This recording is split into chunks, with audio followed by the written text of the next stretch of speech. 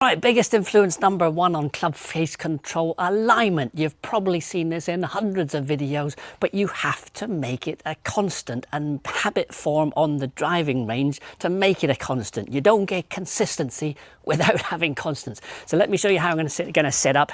First of all from this side, and then I'll show you from down the line later. So I'm going to put a club down, aiming straight towards my target. I'm going to have a line absolutely perpendicular to that. I've got my piece of chalk, which I'm just going to draw that perpendicular line so I know whether the club face is going to be square or not in the address position.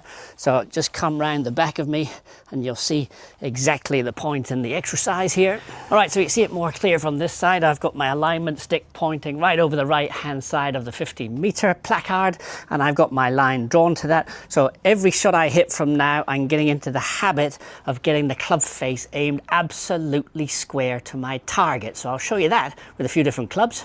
All right, so let's go 7-iron first. I'm trying to get the leading edge lined up with my chalk line. So we take a variable out. We're all about constants and trying to get repetition in the golf swing. So club face is square. I got a chance of returning the club face to square if we start there. Let's give it a whack. Dead straight. Nice. Right, number two, let's go hybrid. Hybrid's got a curved face. All woods have curved faces. So we're trying to get really the middle of the club face lined up with my chalk line. But again, we're just looking for consistency. Club face absolutely square, middle of the club face absolutely square to my line. So the heel will sit slightly off it, the toe will sit slightly off it because of the curve, but middle of the club face absolutely on the line. Absolutely straight again. All right, let's tee up the driver.